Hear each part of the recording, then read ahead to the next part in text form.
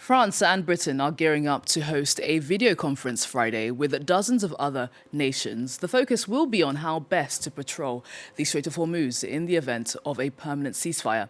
The two countries will be hoping to give companies the confidence to use the strategic waterway once the fighting has ended. But the plan doesn't include President Donald Trump, and it seems it will need Iran's blessing to go ahead. The Strait of Hormuz has been closed by Iran, while the US has blockaded Iranian ports in the region. Eliza Herbert takes a look now. It's not their war, but it's put them between a rock and a hard place. How to help reopen the Strait of Hormuz without getting dragged into the US and Israel's conflict with Iran. For France and the United Kingdom, the ideal path is diplomacy. The pair will co-chair a video conference from Paris on Friday, with the aim of forming what they've called a multilateral and purely defensive mission when conditions allow, as outlined by Prime Minister Keir Starmer earlier this week. The summit will be focused on two things. First, diplomatic efforts to bring pressure to bear for a negotiated end to the conflict and for the strait to be opened. Second, military planning to provide assurance to shipping as soon as a stable environment can be established. Both Paris and London have signalled disapproval towards US President Donald Trump's blockade on the vital shipping route, which he announced after the weekend's peace talks in Pakistan failed to reach a deal. But some analysts posit that their video conference will be more symbolic than impactful. They had to react to this new fantasy of Donald Trump, of the blockade of the Strait of Hormuz. It is like, theoretically now you have a double blockade, you have the Iranian blockade and you have the American blockade. But the ones who do suffer more are the ones who are now trying to put together this coalition of the good-willing to unblock both blockades. Dozens of countries are expected to join the call, but Germany is one of few to have publicly confirmed. According to Chancellor Friedrich Merz, Berlin is in principle prepared to help secure transit routes if there is an end to the hostilities.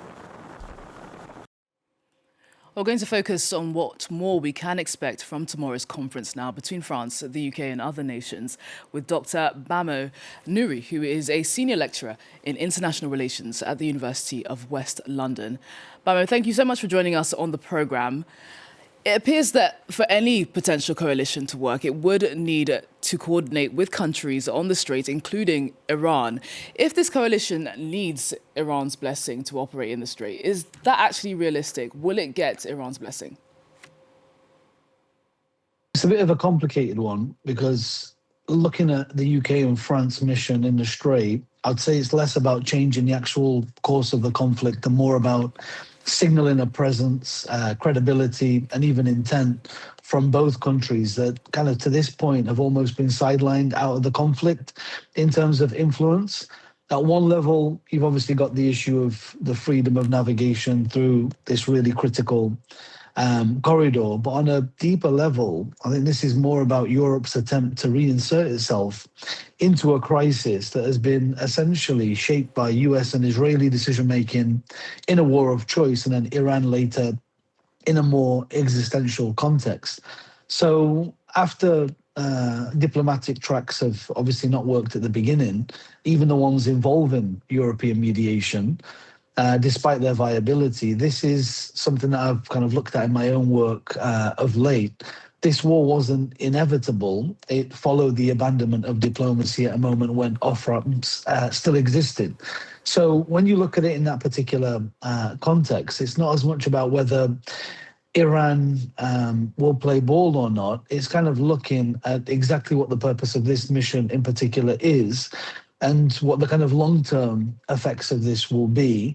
So I'd say it's more about restoring some sort of diplomatic relevance and demonstrating that Europe still has a stake in regional order.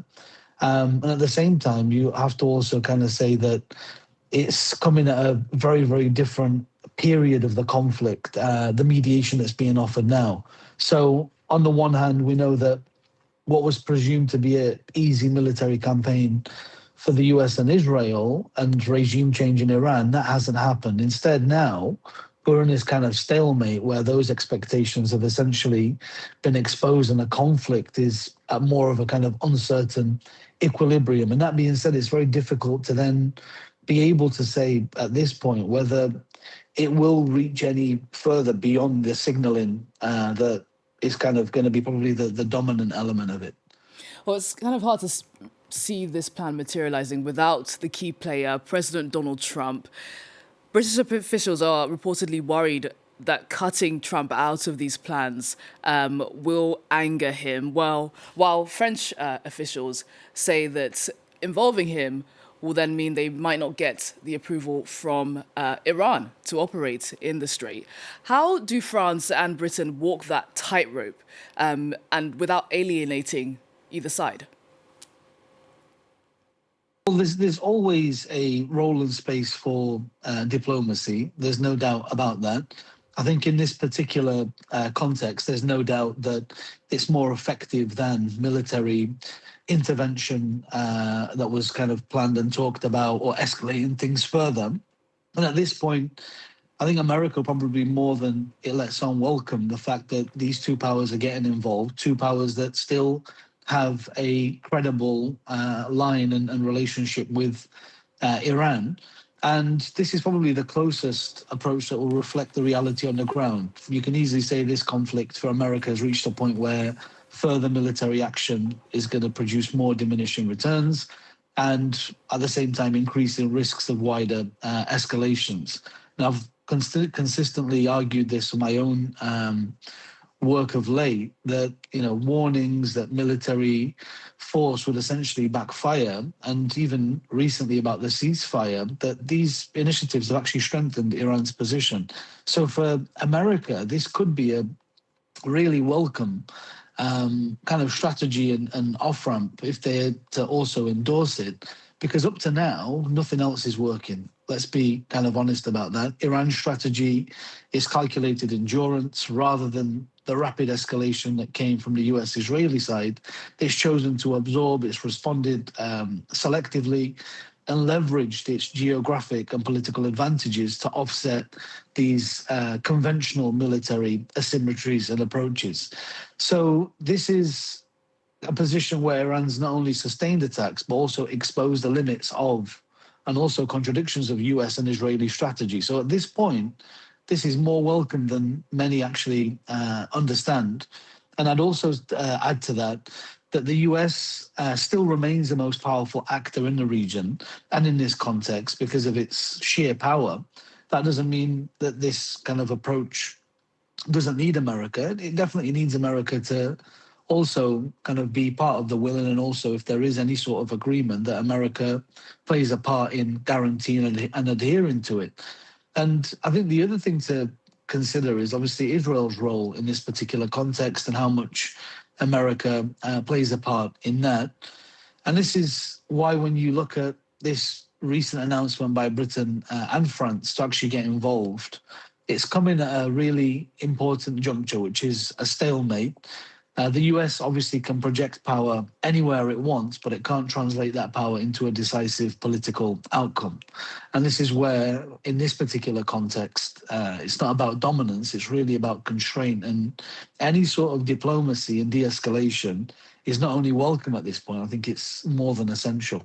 Well, Bamo, I do want to get your perspective on the timing of all of this, because while, you are saying that this would be welcomed, this coalition, is it fair to say that this is a little bit too late? Because we're having European allies now planning for a post-ceasefire mission. Should they be acting more now? I mean, we've of course had Trump's calls for them to help the US in blockading the Strait of Hormuz. Have they missed the moment, when Trump was really pushing for that harder line? Should they have come to the US's aid?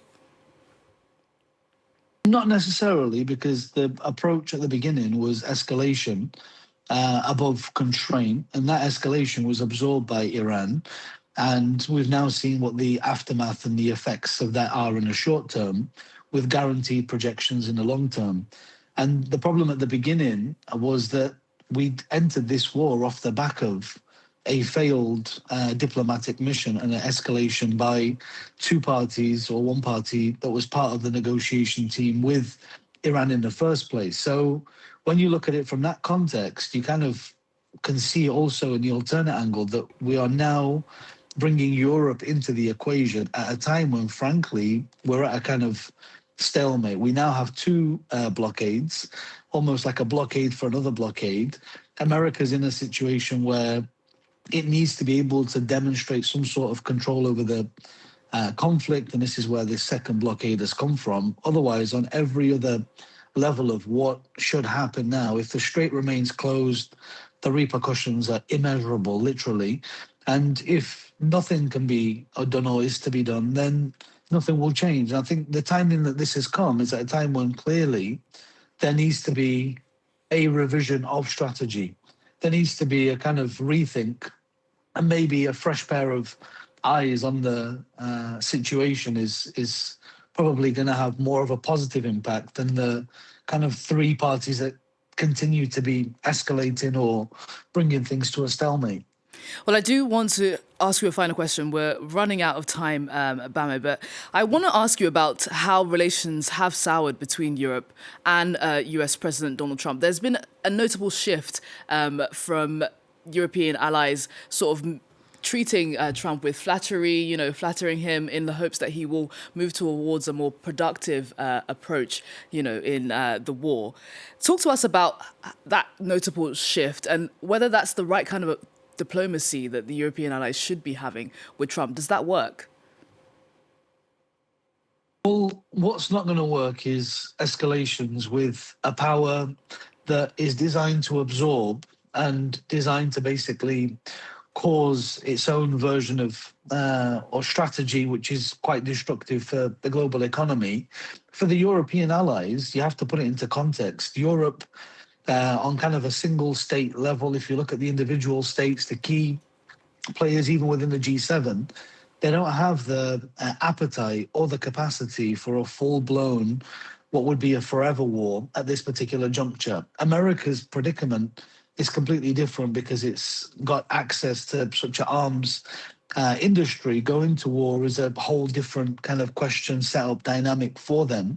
And I think for Europe, the best thing it could do in this particular juncture is keep diplomacy as a kind of first channel, which is what it should be anyway in the post-1945 world order, with the UN and all of these kind of international laws at the forefront of state conduct. And I think Europe, many dismiss this approach as passive. Some European powers, a bit too extreme. Some even seen as pandering to Donald Trump. But the reality is this was a war that started without strategy. And if there's no clear strategy, it's very difficult then to achieve any sort of success. And all of these kind of so-called intentions or aims and objectives from the outset of what this war was about to where we are now, with the kind of focus being around the Strait, it seems to be kind of changing by the week or by every 10 days. So I think Europe have played, actually, they've dodged a bullet literally there. Dr. Bamo Nouri, great to pick your brain on this. Thank you so much for joining us on the programme and giving us your perspective. Thank you. You're welcome. Thank you. Well, that brings